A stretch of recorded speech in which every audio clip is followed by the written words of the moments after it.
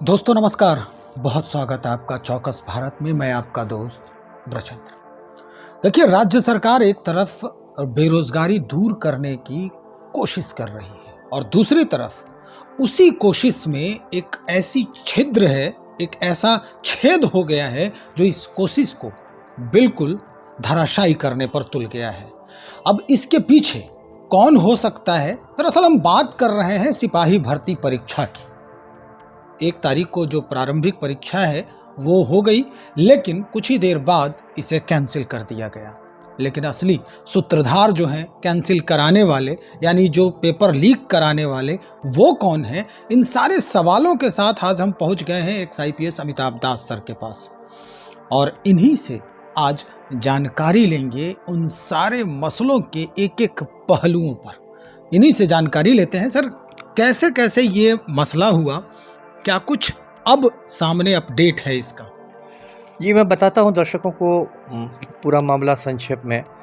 देखिए, ये बिहार में अभी 21,391 सिपाहियों की रिक्तियाँ निकली हैं और मुझे लगता है कि आज़ादी के बाद ये सबसे बड़ी बहाली हो रही है बिहार में सिपाहियों की। तो नेचुरल है कि बहुत लोगों की इस पर नज़र थी, बेरोज़गारी का आप जान ही रहे हैं। तो लाखों लोगों ने इसका फॉर्म भरा। अब इसकी जो परीक्षा हुई वो 1 अक्टूबर को ही 2 शिफ्टों में परीक्षा हुई। उसके बाद परीक्षा के दौरान ही ऐसी चर्चा शुरू हो गई कि इसका जो आंसर की है वो वायरल हो रहा है सोशल मीडिया पर। तो कंकड़बाग थाना क्षेत्र जो है उसमें एक रामकृष्ण द्वारिका कॉलेज है, वहाँ से 6 लड़के पकड़े गए। उन लड़कों में से 5 के पास जो आंसर शीट बरामद हुआ वो समझिए कि हूबहू मेल खा गया। जो प्रश्न पत्र था उससे हूबहू मेल खा गया, उसी प्रश्न पत्र के उत्तर उसमें थे। तो बड़ा हंगामा मचा।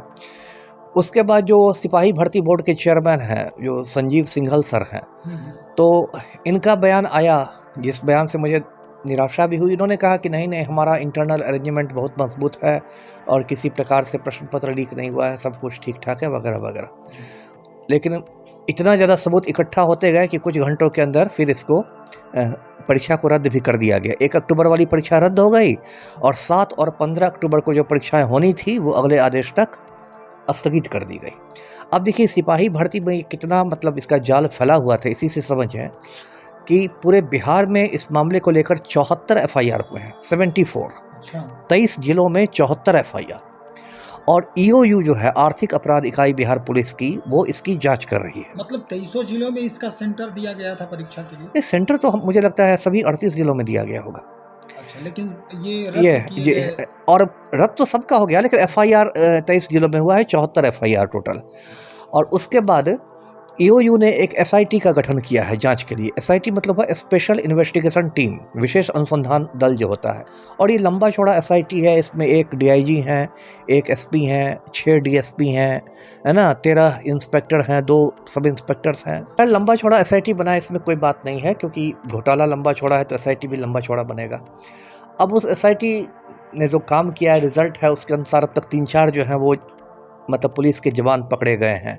अच्छा। 1-2 तो बिहार पुलिस के जवान हैं और एक मुझे लगता है एसएसबी का जवान है, सशस्त्र सीमा बल का जवान। तो देखिए, ठीक है, पकड़े गए होंगे, उनका दोष भी होगा, सब कुछ होगा। लेकिन मेरा ये कहना है कि फिर वही बात हो गई कि ये छोटी मछलियों को पकड़े हैं, बड़े-बड़े मगरमच्छों को नहीं पकड़े हैं। और जब तक बड़े मगरमच्छों को नहीं पकड़ेंगे तब तक कुछ नहीं होने वाला है। इसलिए आपके चैनल से मैं ये मांग करता हूँ कि भाई, भर्ती बोर्ड के जो चेयरमैन हैं संजीव सिंघल सर, उनसे पूछताछ होनी चाहिए। और पूछताछ के दौरान यदि उनका जवाब नहीं संतोषजनक लगा, यदि सबूत मिलते हैं तो उनकी गिरफ्तारी भी होनी चाहिए। ऐसा तो नहीं कि सिंघल साहब कानून से ऊपर चले गए हैं। क्योंकि देखिए, जिस तरह से सिंघल साहब ने सारे सबूत आने के बावजूद जवाब दिया था ये कि कुछ गड़बड़ नहीं हुआ है, तो इससे तो यही लगता है कि इससे उन्होंने अपना आचरण को संदिग्ध बना लिया। इससे लगता है कि या तो वो खुद दोषी हैं या फिर वो दोषियों को बचा रहे हैं। तो दोनों स्थिति में उनसे पूछताछ होनी चाहिए।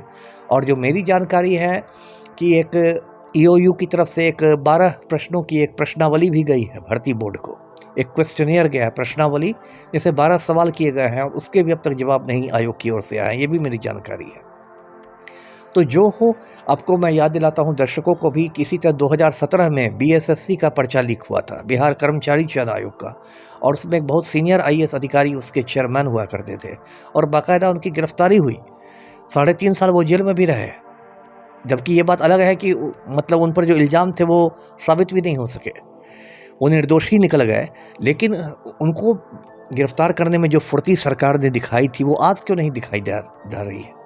इसका साफ मतलब है कि सिंघल साहब को कहीं ना कहीं हमारे मुख्यमंत्री जो पलटू राम है उनका संरक्षण मिला हुआ है। और देखिए, सिंघल साहब ये भर्ती बोर्ड के चेयरमैन के पहले बिहार के डीजीपी हुआ करते थे, और उस समय भी जो उनका कार्यकाल था बहुत मतलब विवादित कार्यकाल रहा था। मैं एक बात याद दिलाऊंगा दर्शकों को, एक आदित्य कुमार सीनियर एसपी गया हुआ करते थे, उन पर एक मामला दर्ज हुआ था।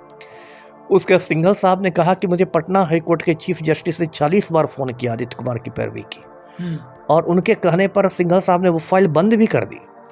अब ये तो कोई भी आदमी समझेगा कि पटना हाईकोर्ट का चीफ जस्टिस किसी चीज़ के लिए 40 बार फ़ोन करने क्यों जाएंगे। ये मोटी बात तो सबको समझनी चाहिए थी। बाद में पता चला कि चीफ जस्टिस ने फ़ोन किया ही नहीं था, वो कोई अभिषेक अग्रवाल नाम का कोई ठग हुआ करता था, उसने अपने को चीफ जस्टिस बता दिया था। लेकिन इतनी मोटी बात सिंघल साहब को समझ में नहीं आई। बाद में जब हमारे मुख्यमंत्री से सवाल किया मीडिया वालों ने कि सिंघल साहब पर कोई एक्शन होगा क्या, तो मुख्यमंत्री बोले अरे नहीं, अब तो वो रिटायर कर रहे हैं, अब क्या होगा, रिटायर करने दीजिए उनको। ये कहकर मुख्यमंत्री निकल गए पतली गली से, और रिटायरमेंट के 1-2 महीने बाद सिंघल साहब को फिर इस भर्ती बोर्ड का चेयरमैन बना दिया गया, जो इतना संवेदनशील भर्ती बोर्ड है जिसको लाखों सिपाहियों, हज़ारों लाखों सिपाहियों की जो भविष्य में भर्ती करेगा। तो कुल मिलाकर मेरी बात का यही मतलब संक्षेप में यही है कि भाई सिंघल साहब से पूछताछ हो, और मुझे पता है कि ईओयू के अधिकारी भी राजनीतिक दबाव में होंगे, पुलिस पर कितना राजनीतिक दबाव रहता है वो तो मैं जानता ही हूँ, लेकिन पूछताछ होनी चाहिए, क्योंकि अगर नहीं होगी पूछताछ, बड़े मगरमच्छ नहीं पकड़े जाएंगे, तो फिर सिपाही की भर्ती की जो अगली तारीख आएगी, अभी 2 तारीख स्थगित हुई है, इसके बाद कोई अगली तारीख आएगी नवंबर में, दिसंबर में, जब कभी, तो फिर उसमें वही खेल होगा, क्योंकि फिर उनका मनोबल बढ़ा रहेगा शिक्षा माफिया का, फिर वही खेल होगा। तो इन टुटपुजियों को पकड़ने से फ़ायदा किसे मिलेगा। जी सर, ये सारी बातें जो हुई, जी इतनी बड़ी घटना हो गई, इतनी बड़ी परीक्षा जो है, आप कह रहे हैं आज़ादी के बाद पहली बार सिपाही भर्ती इतने संख्या में पैमाने पर हो रहे हैं। उन अभ्यर्थियों के बारे में कौन सोच रहा है? सरकार न सोच रही है, और ना ही यहाँ के जो ये विभाग है, परीक्षा भर्ती जो आयोग है, वो भी नहीं सोच रही है। तो अब अगर जो ये अभ्यर्थी हैं, अगर आंदोलन के लिए मूवमेंट करते हैं, या उनके दिमाग में इस तरह की भावनाएं आती हैं, तो फिर सरकार उन पे लाठियां जो चटकाती है, वो कितना जायज हो सकता है? नहीं, जायज कैसे हो सकता है? वही आपने कहा ना कि किसी को चिंता नहीं है। जो हमारे मुख्यमंत्री हैं पलटू राम, उनका तो एक सूत्री कार्यक्रम है कि भाई पलटी मार मार के कुर्सी से चिपके रहो, है ना। कितनी बार पलटी मार चुके हैं, नीतीश कुमार खुद भी भूल चुके हैं, और अभ्यर्थियों की तो कोई चिंता नहीं है। जो ये भर्ती बोर्ड है, जो ऊंचे अधिकारी बैठे हुए हैं, उनको भी कोई चिंता नहीं है। वो अपना एजेंडा में लगे हुए हैं कि रिटायरमेंट के बाद कैसे सेवा विस्तार देना है, क्या करना है।